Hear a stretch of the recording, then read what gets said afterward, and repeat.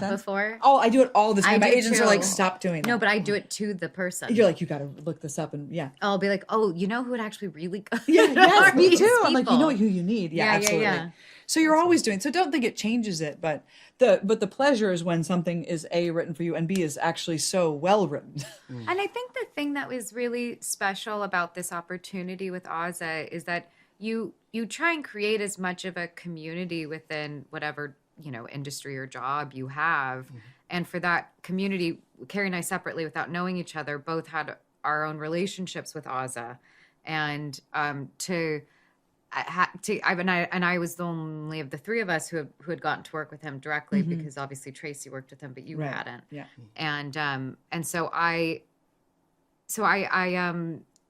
feel grateful that there was a community that you are building of like-minded people, and that hopefully this continues in a way that you're setting up, like as we keep going, if we choose to keep going, that we continue to work with collaborators over and over again if it's like-minded. And so I think that was a big joy of someone writing something for you in that way. To that point, you play a deadhead in this film. Yes. Is that an actual thing for you that they brought into this film, or is that No, very specifically far for their from me. character? The closest I got to understanding it was watching Buck Henry do a documentary on the Grateful Dead that was like for PBS or something. And I don't know, it was maybe the 90s. It was something I found on YouTube where he interviews dead. I'm glad you found a way in, because like I said, I thought Christina was very elusive. I was glad I wasn't playing. Yeah, no, that was my way in. Yeah. Amazing. Obviously, with this film, you're playing with a lot of heavy emotions. And I'm just curious, when you're on set, after a particularly heavy scene, how long do you like to stay in it before you bring levity back into the room? I don't think I ever stay in I it don't very either. long. I think you and I are similar in that No, way. we just kind of... You go in. and then there's a part of you that's like a ghost leaves you and you're like, what did we just do? What do we need to do better? If you don't get if like, it would be helpful to have a note, but if there's no note, then what can I analyze and leave my body? Yeah, And then come back to And it? I know actors who have to sit inside of things. Yeah. I get, and I understand it's just not the way I work. Yeah, me neither. And I've never felt, I actually feel that what we're asked to do is incredibly healthy. I've always felt like actors are sort of more fully expressed than the average bear, because we get to like kiss people and break things and sit inside of heavy things before they actually happen in our lives. We get a lot of rehearsal for living. And I think it's really healthy. Yeah. There's a line in the film that stood out to me about the arts not always getting death wrong, or not always getting death right, rather. And I'm just wondering for you guys, what was the first film that you watched that the notion of death really resonated with you? Let's start with you. I feel like there was a Shirley Temple movie when I was a little girl where she's like on a boat in a river. I think it was called Bluebird or something like that. And I believe there's a death involved, and I couldn't tell you what it was about or what it was, but I have these images and this feeling of being such a little girl and understanding that there's something that she was mourning as a child. And I couldn't tell you what it is. I've tried to look it up before, actually, and I know it's not called Bluebird because I've tried to look it up before. Shirley Temple Bluebird. But there's a Shirley Temple film that I grew up with that was absolutely about death. And I have no idea what it was, but I remember how it made me feel.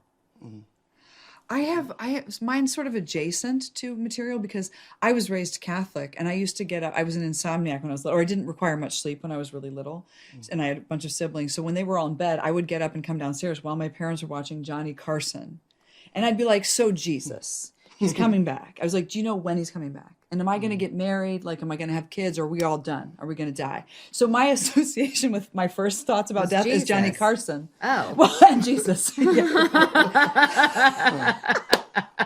me, it's The Lion King. When Mufasa yes, dies, of yeah. course. No, still that's, physically hurts. I think my son is probably going through that right now because he watched it recently. And it's awful. You're right. Yeah. Atreyu, the horse dying in Neverending Story, that was a big one, I think, for the 80s kids. Yeah. That's a big one. That was a big, and then also Bambi's mom. Bambi's mom, too. Was, Yeah, that's was, like, that you can was, watch that movie was too difficult soon. and real. I watched everything too soon. That's on brand. Animated movies. Disney animated movies as well. Death to Parents. There's a lot of darkness. Yeah. Lots Finding of Nemo is another one. It's But just again, like, it just speaks to the idea that, like, everyone loses their parents in one way or another. And so that's what's so universal about a story like this. But it's not quite been told this way, I don't think. Yeah, no, I fully agree with that. There are elements of this movie that are quite play-like. And I know that both of you have experience on the stage. If there's any one scene from this film that you could perform on stage, which one would it be and why for you? Well, I suppose a monologue lends itself to stage. So but funny, I was going to say the opening. Yeah, kind of the opening. Yeah, because we have our two dueling monologues there. It's also so clear of what the intention is. And I think also the stillness of it. Yeah. And the choice of who's entering and when Yeah. and where are they coming from. I Yeah, think that's sets good. something up well. Yeah, that's good. I think that's a good answer. Yeah. And true. I agree. Elizabeth, watching this film, one line from another one of your projects came to mind, which is now one of the most well-known lines from One Division. What is grief if not love persevering? And I'm just wondering, for you, when you read that line for the first time, did it feel special? Did it feel different? Because again, it's one of those lines that I think has resonated with the fandom in such a way. I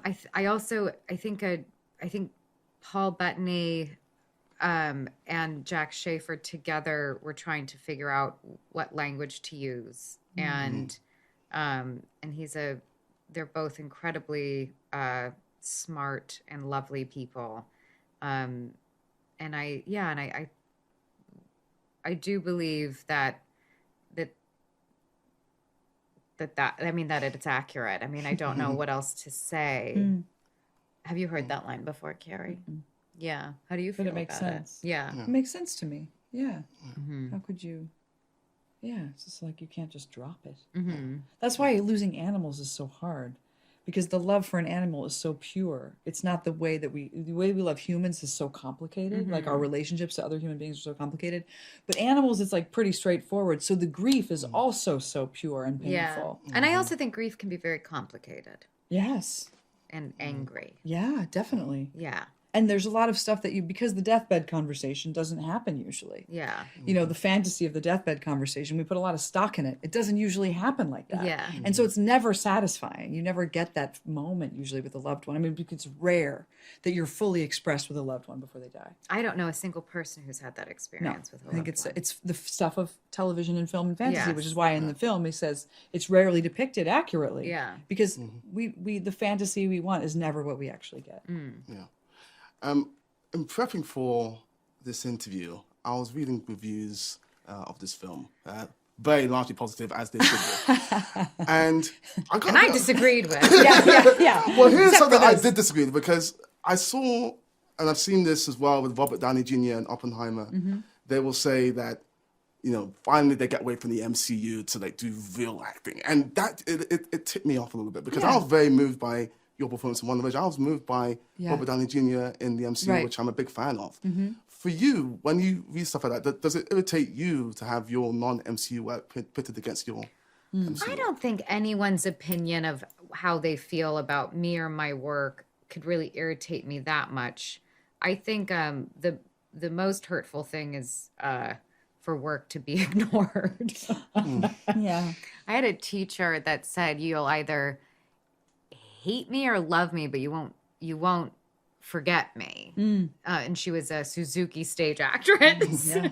Okay. And I think that's I think the most offensive thing someone could say is to ignore your work. So I don't know. I don't really have. I don't find it. I think people watch what they want to watch, right? So if I mean, for critics, it's different. They have assignments where they have to watch certain things that maybe is in their wheelhouse, or maybe it's not. So I can understand maybe someone's perspective from that place. I don't know. Who am I to say? Well, I'm going to talk to those people and say you're nonsense. Final question for you. I know that as actors, a lot of the work you do, especially when you're prepping, is who are these characters before we meet them on screen. Do you ever do a flash forward? Do you ever sort of think about where your characters are months, years from now? And in this case, what do you think are the relationships between the sisters sort of far away in the future? Do you know? Have you thought about it? I didn't think about it while we were doing it, but somebody asked me this very early in like an early screening time, and I remember thinking, like, I hope Katie's made a little space for her sisters. I feel like Christina, you know, had another baby maybe, and like has tried to keep us together. And then I just imagine that Natasha's character, the most clear is that Rachel is just that old lady smoking on the bench. You know, like she's just a New York character, and that's what I really I love that Ozza wrote sort of like a proper New York character that we see all the time in New York, and it's kind of the only one that mattered in that way. I don't really. When the first film I did, I was doing press for Martha Marcy and Marlene. I was doing press with Sean Durkin, and people kept asking him, "What do you think happens at the end of after the end?" And he said, "I believe movies start and end in the framing of a story that they're meant to." And I think to me, I kind of took that as my own little lesson of it doesn't matter, because what matters is this structure of this start mark and this end mark. And only recently, I would say, I started to fill in the things that maybe don't matter or aren't on camera about even this before that. I think even the schooling I went to, it was like, that's all bullshit or whatever. Just like show up and do what's asked of you on the page and do that well. And kind of recently, I think because of working with so much source material, I started to miss having something to start from. Yeah, interesting. And so inventing it actually became a way to connect or to create and build from. And so that's only been a recent thing to me. But the future thing I never think about. And maybe I will one day, because only that was recently introduced. You never know. Well, the work speaks for itself, and the work is Thank you. spectacular. So Thank you. Elizabeth, Carrie, thank you so much for your time. It's been a Thank you pleasure. for your Thank time. you. I appreciate it.